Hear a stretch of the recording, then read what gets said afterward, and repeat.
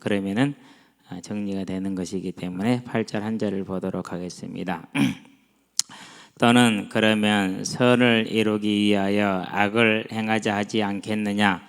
어떤 이들이 이렇게 비방하여 우리가 이런 말을 한다고 하니 그들은 정죄받는 것이 마땅하니라. 아멘. 자, 로마서 1장에서는 뭘 말한다고 그랬죠? 다른 것을 말하는 것이 아니라 이방인들, 유대인을 제외한 모든 이방인, 모든 사람이 죄인임을 말하고 있다고 그랬죠. 자, 그 죄인이 되는 하나님의 진노가 어떻게 나타났다고요? 24절, 26절, 28절 보니까 방임으로, 즉 죄 가운데 머물도록 놔두신 것이죠. 그러니까 그게 옳은 줄 알고 32절에 어떻게 한다고요? 더욱더 죄를 자랑한다고 그랬죠. 근데 실제로 그래요. 자, 이제 불신자들이, 젊은 친구들이 모였어요. 그러면서 뭐 자랑하죠? 이제 나는 어떻게 죄를 지었다라는 것을 자랑하고 더 세게 지은 사람이 뭐가 되는 거예요? 짱이 되는 거죠. 다 그래요. 이게 이제 사람들의 일반적인 불신자들의 모습이죠. 근데 그게 자기들이 죄를 지고도 아무 일이 없는 것이 아니라 자기들이 버림받았다라는 증거라는 사실이죠. 자, 그러고 이제 2장이 들어오니까 그러면 이렇게 시작을 하죠. 그러므로 남을 판단하는 사람아, 유대인이라는 얘기죠, 이제. 예. 그래서 유대인들이 가지고 있는 선민의식, 크게 뭐라고 그랬죠? 우리는 하나님의 말씀을 맡은 유대인이다. 또 하나는 뭐죠? 우리는 할례를 행했다. 이 두 가지 이제 의식이라고 그랬죠. 자, 그래서 이제 거기에 대한 결론으로 이제 얘기하기 전에 핵심적인 25절을 보면은데 뭐라고 말합니까? 네가 율법을 행하면 할례가 유익하나 만일 율법을 범하면 네 할례가 무할례가 되느니라, 이렇게 얘기를 하죠. 그러니까 유대인이든지 유대인으로 할례를 받았다 할지라도 율법을 지키면, 율법을 지키는 게 뭐가 되는 거죠? 예수를 믿는 거죠. 그러면 그 할례가 유익이 되는 거예요. 자, 그러니까 할례와 율법이 유익이 돼요. 무슨 말입니까? 하나님을 중심으로 사는 삶이 유익하다는 거예요. 율법과 할례는 다 뭘 중심으로 되어 있기 때문에요? 하나님과 그 언약을 중심으로 되어 있기 때문에 그런 유익할 것이다. 그러나 율법을 행하지 않으면, 예수를 믿지 않으면은 그것이 유익이 없다라고 얘기를 했죠. 자, 그러고 나서 3장에 와서 이제 그러면 이제 이제까지 유대인에 대한 율법이라든가 유대인 신분 자체라든가 안 그러면 할례의 무익을 얘기를 했잖아요. 그러면 이제 무슨 반론을 할 수가 있어요? 가만히 있을 이유가 없죠. 어떤 반론이 나오기 시작을 하느냐? 자, 그런즉 유대인의 나음이 무엇이며 할례의 유익이 무엇이냐? 이것은 바울이 하는 질문이 아니고 반론을 바울이 이렇게 표현해 놓은 거예요. 또 3절 보니까 어떤 자들이 믿지 아니하였으면 어찌하리요? 그 믿지 아니함이 하나님의 미쁘심을 피하겠느냐? 이것도 유대인들이 안 믿었으면은 하나님의 약속이 아무 소용이 없어졌네 이제 라는 그런 이제 유대인들의 공격이에요. 그걸 이렇게 표현한 거예요. 자, 그러면서 5절에 보니까 그러면은 우리 불의가 하나님의 의를 드러내게 하는데 그러면 하나님이 우리를 왜 심판해? 이렇게 하는 것도 또 유대인들의 질문이에요. 그래서 1절, 3절, 5절은 복음에 반하는 자들이 바울을 공격하는 내용들이에요.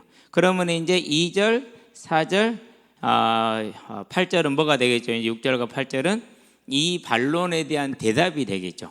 그래서 이걸 가지고 1절부터 8절까지 보면은 이제 쉽게 파악을 할 수 있다라는 거. 그래서 여러분들이 항상 이 구조 1절, 3절, 5절은 유대인들의 반론이고 그리고 나머지 절들은 그 유대인들의 반론에 대한 바울의 대답이라는 것을 기억을 하고 보면은 그렇게 어렵지 않게 볼 수가 있습니다.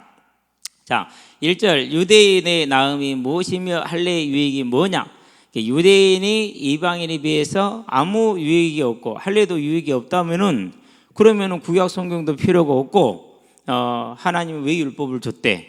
이런 식으로 이제 나오는 것이죠. 자, 그렇게 나오니까 이제 바울이 뭐라고 대답을 하는 것입니까? 이제 가장 핵심은, 말의 핵심은 뭡니까? 유대인이라 해서 할례를 받았다 해서 그것이 바로 뭐로 연결되지 않는다? 구원으로 연결되지 않는다라는 것이 말의 핵심이었잖아요. 그런데 그 말의 핵심을 뭐 했어요? 다 빼뜨린 거예요. 그러니까 비난을 하려는 사람들은 언제든지 어떻게 해요? 말의 의도라든가 핵심보다는 그 말의 꼬투리 내지는 표면적인 모습, 이걸 가지고 이제 시비를 많이 걸지요. 유대인들이 동일하게 했던 것이죠. 그래서 유대인들이 가지고 있는 뭐 이렇게 지식들 이런 것들이 필요 없는 게 아니고, 정말 하나님을 믿는다면 그것 자체가 큰 복이 아니냐라는 것이죠. 그래서 이제 바울이 대답해 봅니까? 범사에 많다고 말을 하는데 1절에 나음이라는 말은 무슨 말이냐 하면은요, 탁월하다, 우월하다라는 뜻이에요. 탁월하다, 우월하다, 그런 뜻인데, 이 말이 이제 넘치다라는 뜻을 가지고 있어요. 넘치다. 그래서 성도를 섬기는 일에 대하여는 내가 너희에게 쓸 필요가 없나니, 너무 많아서 굳이 말할 필요가 없다라는 거예요. 거기에서도 이 나음이라는 단어, 페리손이라는 단어가 함께 쓰여요. 마찬가지로 이제 주께서 주신 권세는 너희를 무너뜨리려는 것이 아니요 너희를 세우려는 것이니 이에 대하여 내가 지나치게 자랑하여도 할 때 이 나음이라는 단어를, 페리소에는 나음이라는 단어를 썼는데, 그러니까 유대인의 우월성, 유대인의 뛰어남이 무엇이고 할례의 유익은 무엇이냐, 이렇게 이제 질문을 하는 것이죠. 거기에 대해서 이제 아무 소용이 없다라는 실은 질문이에요. 그러니까 그러면은 할례도 필요 없고 유익이 안 되고, 유대인이라는 신분과 말씀을 맡았던 것도 유익이 안 된다면 그럼 유대인을 아무 필요도 없지 않냐라는 이런 이제 질문을 하면서, 그럼 구약 성경을 가지고 있는 유대인들이 뭔 소용이 있느냐? 성경도 필요가 없어져 버리는 이제 그런 이제 질문을 하는 것이죠. 거기에 대한 대답이 뭡니까? 아니다. 범사에 많으니 우선은 그들이 하나님의 말씀을 맡았습니다. 예전에는 첫째 이렇게 얘기를 했죠. 프로톤맨이라는 그런 말인데요, 우선은 순서적으로가 아니라 뭔가를 지정해 주는 것이죠. 뭘 지정을 하죠? 말씀을 맡았음을 지정을 하니, 그게 가장 크다라는 것이죠. 하나님의 말씀을 맡았다, 가지고 있다라는 뜻이에요. 보존한다라는 뜻이에요. 전파한다라는 뜻이에요. 가르친다라는 뜻이에요. 그러면 이제 여기서 우리가 봐야 될 게 뭐냐면, 저와 여러분들도 뭘 맡은 자들이에요? 말씀을 맡은 자들이죠. 그 말씀을 지키는 자들, 그 말씀을 우리 마음으로 지키는, 또 보존하는 자들, 그리고 이것을 전파하는 자들이기 때문에 그런 면에 있어서는 저와 여러분들이요, 어떤 복을 가지고 있느냐 하면, 구약 시대는 성경을 집에 가지고 있어요? 못 가지고 있어요? 성전에만 있어. 그리고 회당에만 있고. 그런데 회당에도 성경을 두기가 쉬워요, 어려워요? 어려워요. 이걸 다 손으로 써야 두 번째, 손으로 써서도 읽을 사람이 그렇게 많지가 않아요. 얘기했죠. 자음으로 구성되어 있어서 성경을 외우지 못하면 읽지 못한다라는 사실. 이게 얼마나 어려운 일이, 그렇죠. 근데 지금 저와 여러분 어때요? 한글로 다 기록이 되어 있어. 그렇죠. 예. 더군다나 이제 이 옛날에 기록된 한글이 번역된 한글이 어렵다고 그래서 뭐라고 했어요? 쉬운 한글로 공동 번역이라고 그러죠. 우리 그냥 이렇게 일상 구어체로 이렇게 바꿔놓은 것도 있어요. 이게 얼마나 저와 여러분들이 복된 시대를 살고 있는지. 그래서요, 자칫 잘못하면 이런 복을 우리가 잊어버리고 우리 삶에 있는 물질이라든가, 안 그러면 성공이라든가, 안 그러면은 어떤 해결이라든가 채움으로 저와 여러분들이 치우쳐질 수가 있어요. 정말 경계해야 될 거예요. 그러면 이런 것들은 받으면 안 되냐고요? 아니죠. 뭐 해야 하는 거예요?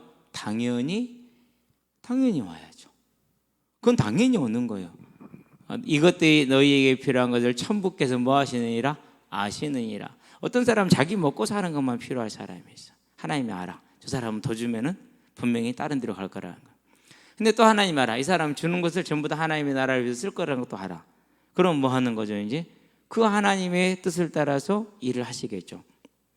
누구에게서요? 우리가 부활의 몸도 하나님의 결정이 있듯이 저와 여러분들의 모든 게 그에 있다라는 걸 알면 돼. 그러면 진짜 감사할 게 뭡니까? 우리가 범사에 많으니 우선은 그들이 하나님의 말씀을 맡았음이니라, 이렇게 얘기를 하죠. 그렇죠? 자, 하나님의 말씀을 맡았으면, 그런데 이 말씀을 어디까지 해석할 것이냐라는 측면에 있어서 칼빈은 모세의 오경 이 말씀과 그런 다음에 그리스도를 지칭하는 언약에 관한 걸로 제안을 했어요. 그러나 대다수 학자들은 아니다, 구약 전체다 이렇게 얘기를 했어요. 그게 맞죠.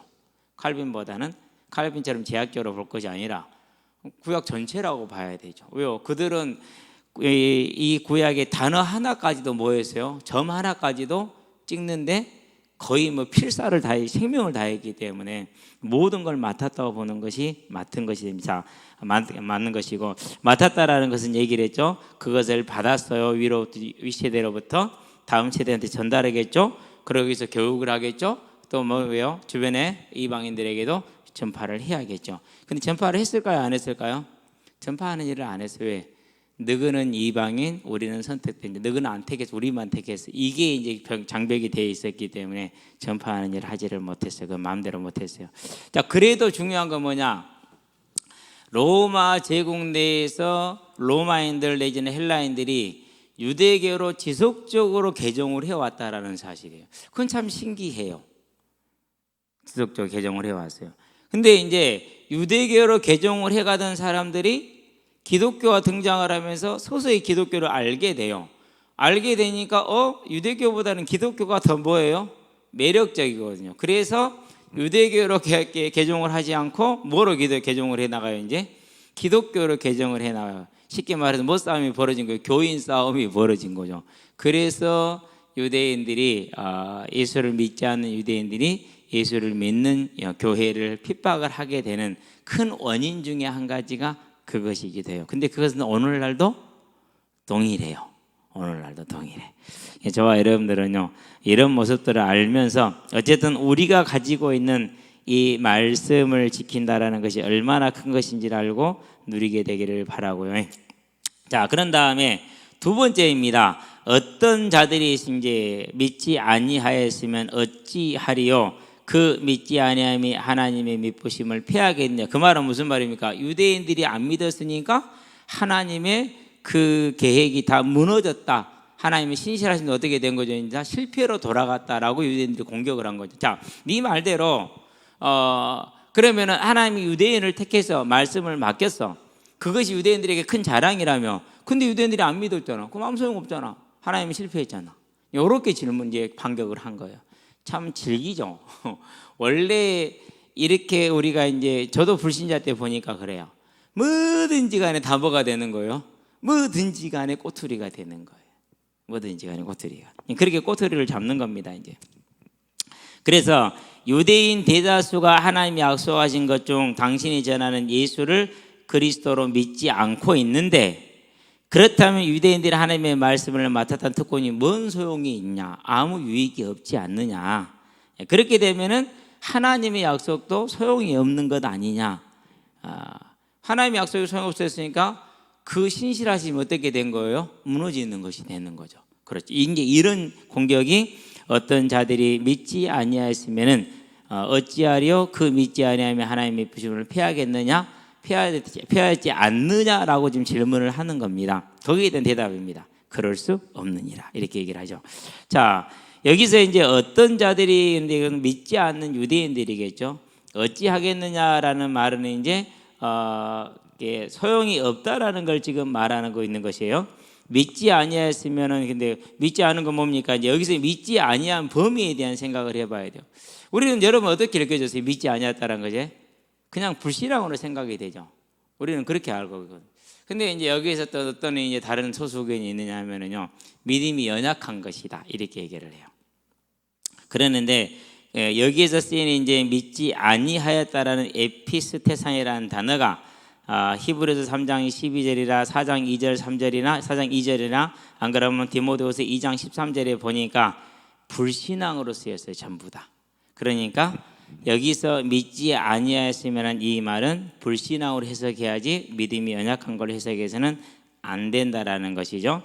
어쨌든 간에 유대인들이 안 믿어야지 하나님의 약속이 폐해지는 것이, 그런 공격이 가능한 거잖아요. 그렇죠? 그래서 여기서 믿지 아니하였으면 단어는 불신앙이다, 이렇게 여러분 이해를 하면 되겠고, 자, 그러면은 이제 다음으로 넘어갑니다.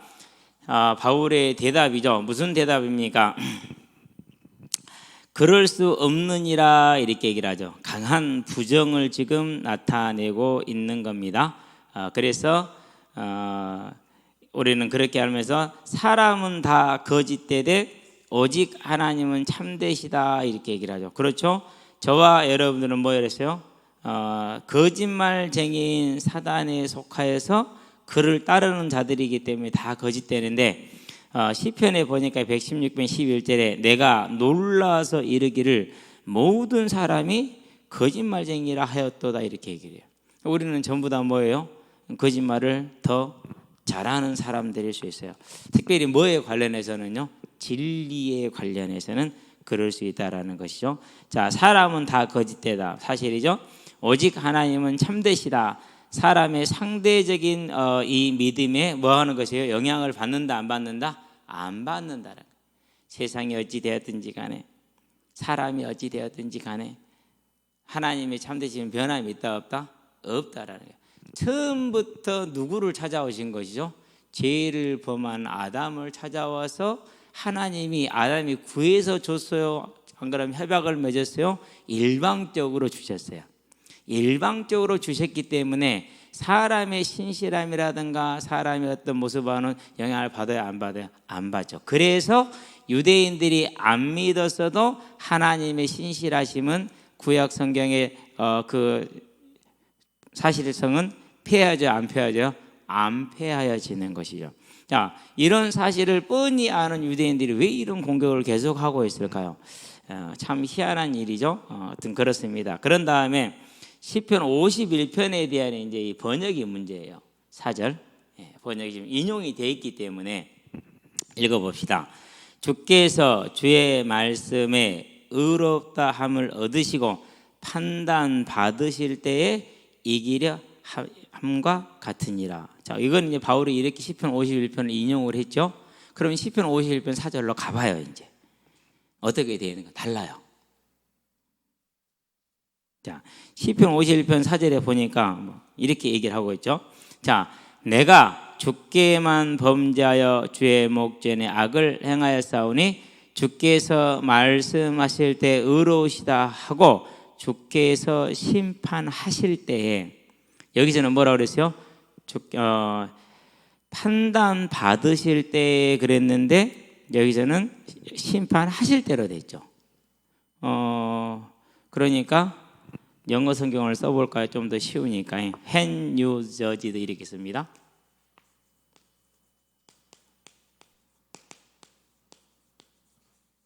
하나님이 판단하실 때죠. 그렇죠? 동일하게 when 이제 you are judged 이렇게 됐어요. 당신이 판단을 받으실 적에 다르죠. 이게 이거는 이제 이 번역은 70인역. 근데 솔직히 70인역은 그렇게 좋은 번역이 아니에요. 뭐 없는 구절도 많이 붙여놓고요. 필요하면 그냥 바꿔버리기도 하고. 그래서 70인역은 상당히 이렇게 아주 악하게 번역된 책이다라고 얘기하는데 어쨌든지 간에 그래도 뭐 사료로서의 가치는 충분하니까. 그러고 바울은 이렇게 인용을 했어요. 이 경우는 이제 70인역이 하나님의 역사를 제대로 인도를 받은 것이죠. 우리 개역 성경은 이렇게 번역을 했어요. 근데 자세하게 여러분들이 나중에 한번 생각을 쭉 해봐요. 하나님이 판단하실 때, 하나님이 판단 받으실 때, 근데 하나님 판단 받을 일이 있어요, 없어요? 그게 중요한 거예요. 로마서 3장 25절을 28절 25절부터 로마 3장으로 가봐요. 우리 지금 로마서를 보고 있는데 3장을 가면은 이제 그런 얘기가 나오죠. 25절에 보니까 자, 이는 하나님께서 길이 참으시는 중에 전에 지은 죄를 간과하심으로 자기의 의로우심을 나타내려 하심이니 그렇게 얘기를 했죠. 자, 곧 이때에 자기의 의로우심을 나타내사 자기도 의로우시며 또한 예수 믿는 자를 의롭다 하려 하심이라. When you are judged 이렇게 말할 때는 누가 지금 자기를 판단하고 있는 거예요?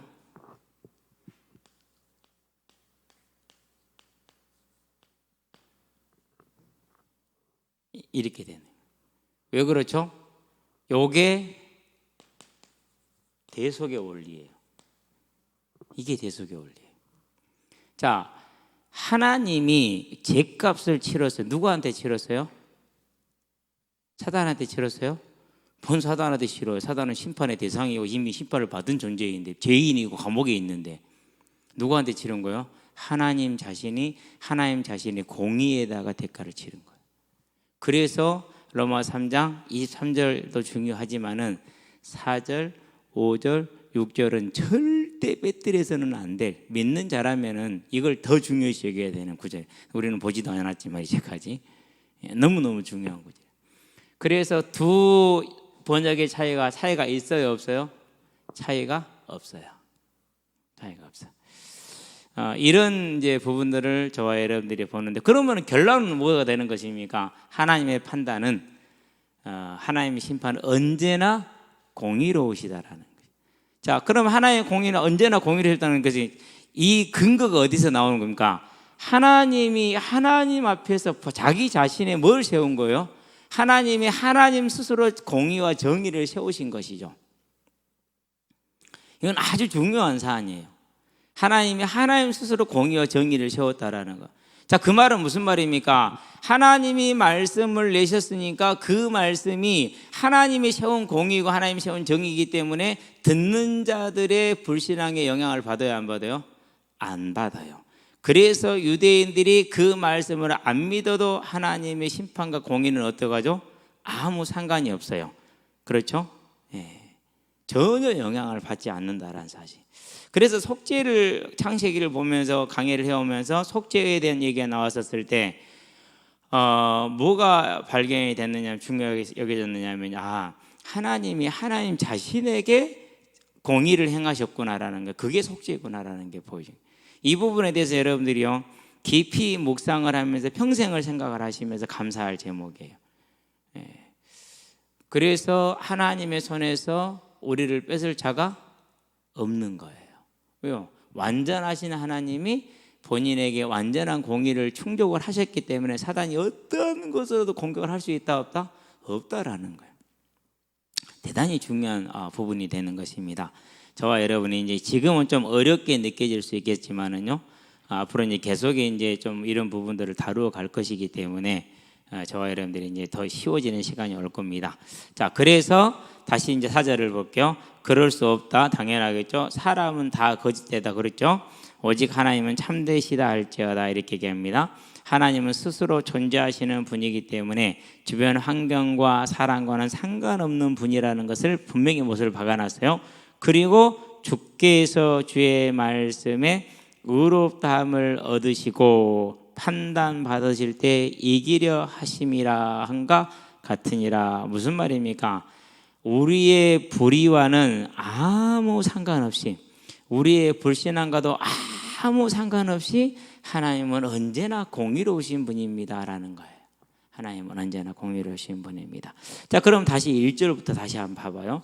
자, 유대인들의 반론이 지금 나온다고 그랬죠. 첫 번째 반론이 뭐였어요? 첫 번째 반론이, 유대인들이 그러면은 유대인인 것이 유익이 없고 할례도 유익이 없으면 뭔 소용이 있냐? 아니다. 말씀을 맡았는데 그것이 작은 일이 아니고 가장 큰 일이다.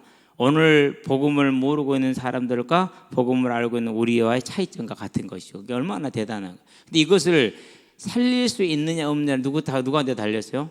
저와 여러분들이 복음과 선교로, 전도와 선교로 살리느냐 못 살리냐는 다르고, 무슨 문제죠? 개별적인 문제라. 다 같이 예수 믿었어요. 많이 살린 사람이 있어요. 적게 하는 사람이 있어요. 관심 없는 사람이 있어요. 누구 탓이에요? 그것은 명령의 부름에 응하지 않은 자의 문제이지 하나님의 신실한과는 상관이 없는 문제이죠. 그런데도 이것을 뭐 한 거예요? 유대인들의 죄는 빼놓고 하나님의 신실함으로 몰고 가는 이제 궤변이 시작이 되는 것입니다. 자, 2절을 3절을 갈게요. 어떤 자들이 믿지 아니하였으면은 그러면 하나님 유대인들이 그렇게 할례라든가 이런 것들 다 줬는데 안 믿어버렸어. 그럼 뭔 소용이냐 이거지. 아무 소용이 없다라는 거예요. 하나님의 신실함이 폐해졌다라고 그래요. 그게 아니다. 그런 것과 상관없이 하나님은 처음부터 공의로우신 분이었고 정의로운 분이었기 때문에 여전히 공의롭고 정의롭다. 라는 것을 말하는 것입니다. 자, 5절에 가보면 이제 여기에 대한 두 질문에 대한 결론적인 질문이 나와요. 반론이라고 봐야겠죠, 이제. 자, 그러면서 이기려 하심이라 이렇게 했는데 뭐 우리 시편을 강의하는 건 아니지만은 이기려 하심이라는 것은 무슨 말이냐면요, 그분의 공의롭다, 정의롭다라는 그런 걸 뜻하는 거예요. 공의로운 거 정의는 언제나 이기는 것이죠. 그렇죠? 그 의미로 기착이 됩니다. 5절을 볼게요. 그러나 우리 불의가 하나님의 의를 드러나게 하면 무슨 말 하리요? 자, 이것도 뭐예요? 바울의 말이 아니고 유대인들이 뭐라고요? 반론이에요, 지금. 그러면은 우리 불의가 하나님의 공의를 드러내는 것이라면은 그러면 우리가 왜 심판을 받아야 돼? 밑도 끝도 없이 이제 공격을 하는 거죠. 그러니까 이제 4절에 있어서 하나님은 참되시고 우리는 거짓됐다 이렇게 얘기를 해서, 그럼 우리가 거짓됐으니까 하나님의 공의가 더 드러난 거 아니냐? 그래서 하나님께 더 하나님의 영광이 드러났으니까 그러면 이제 하나님께 영광이 됐으니까 우리가 우리의 불의를 심판하면 안 되지 않냐? 우리 하나님의 영광을 드러나겠습니까? 뭐죠 이게 지금?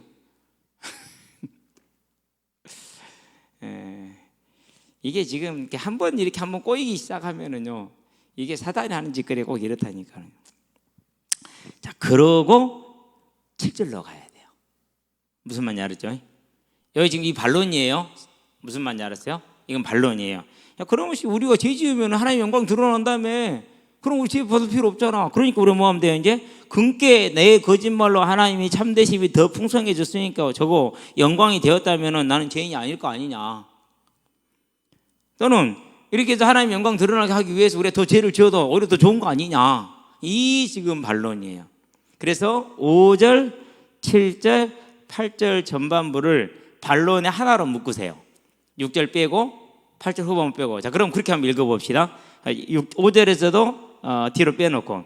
자, 우리의 불의가 하나님 의를 드러나게 했으니까 하나님이 우리를 심판하면 안 되고, 우리는 하나님의 영광이 드러나기 위해서 더 거짓말을 많이 하면은 그것이 좋은 거 아니고 좋은 거 아니냐. 그리고 우리가 하나님이 더 영광되기 위해서 더욱더 악한 짓을 하는 것이 맞는 거 아니냐. 이렇게 함으로 해서 뭘 부인하는 거예요? 하나님의 심판을 부인하겠다라는 질문을 하는 거죠.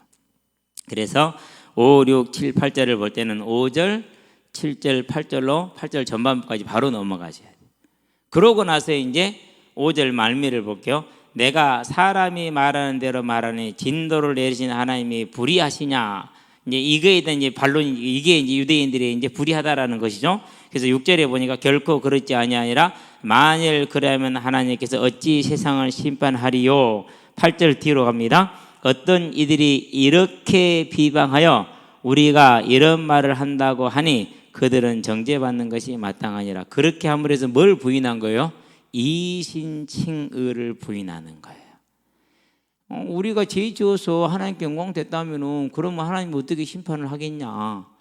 이렇게 유대인들이 질문을 어리석은 궤변을 늘어놓은 것이죠. 그렇게 함으로 인해서 이제 바울이 전한 내용이 뭐예요?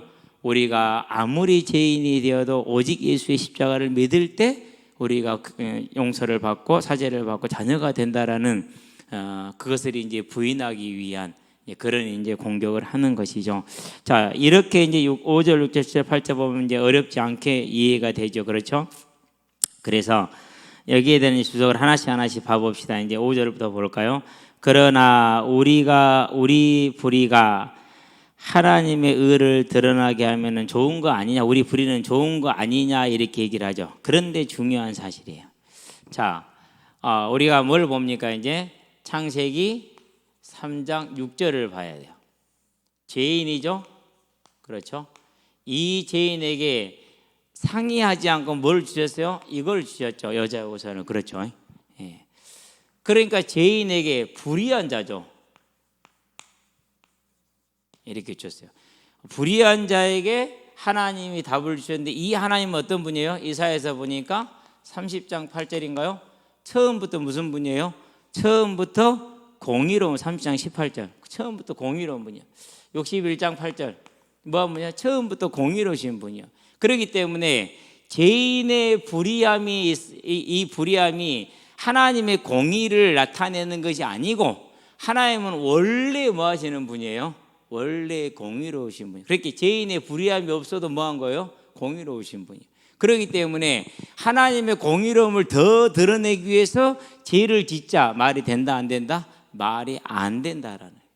근데 이 기본 원리를 다 알고 있어. 알고 있는데도 이런 궤변을 지금 유대인들이 늘어놓고 있는 거예요. 그래서 3장 1절, 3장 3절, 3장 5절, 7절, 8절 전반부까지 요 궤변. 그럼 우리가 불의한 것이 하나님의 공의를 드러낸다면 아니요. 원래 공의로우셨어요. 원래 공의로우셨어요. 그 공의가 죄를 사하기 위해서 이걸 주신 거예요. 여자 오션을 주신 것이죠.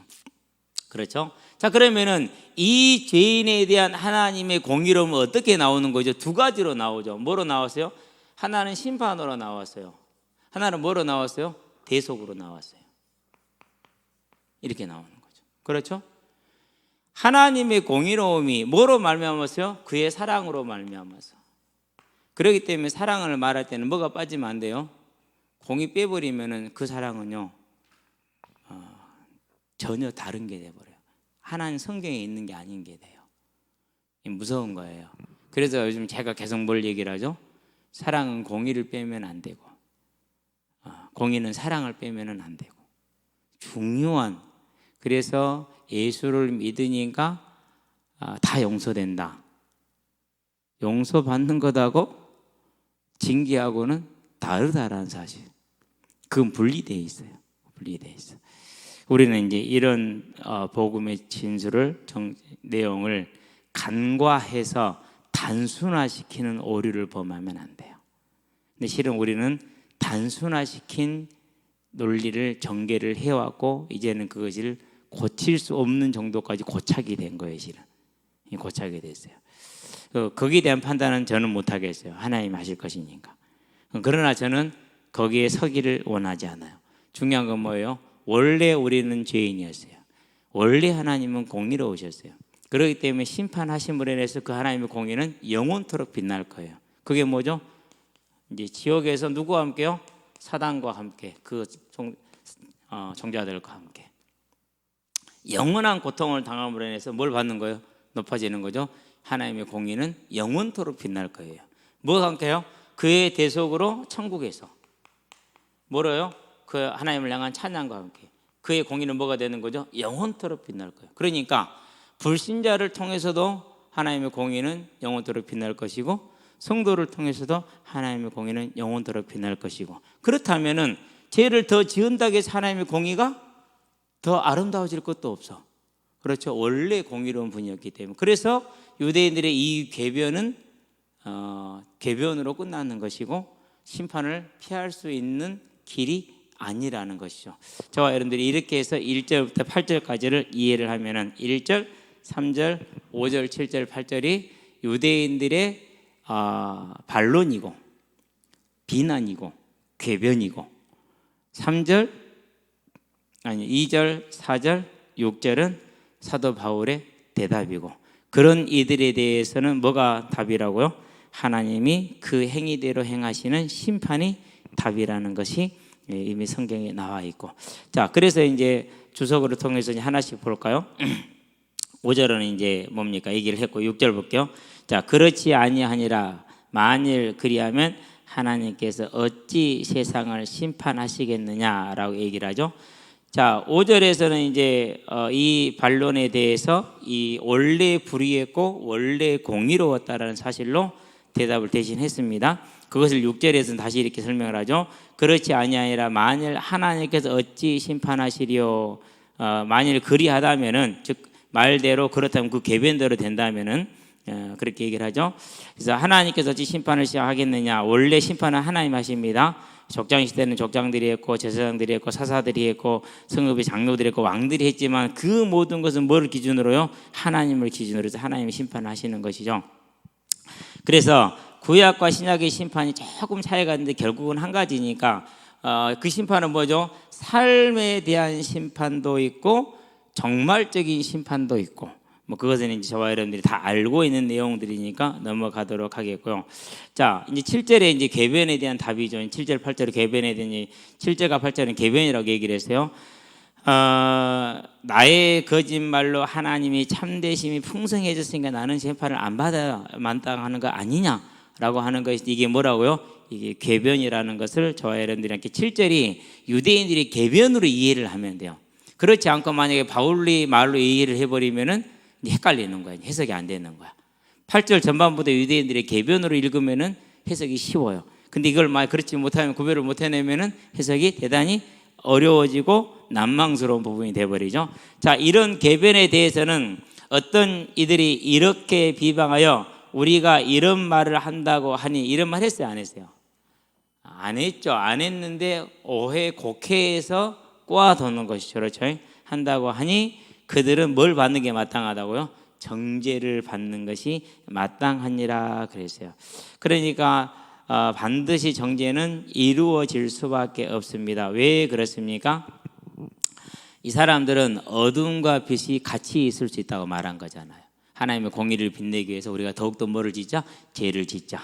예수 그리스도 모든 문제 해결자니까 다 용서된다. 똑같은 말이에요, 실은요. 이게 대단히 무서운 그런 잘못되는 거예요. 그래서 처음 개척할 때부터 얘기를 했던 거예요. 그런 성경이 하나도 없다. 단 한 구절도 없다.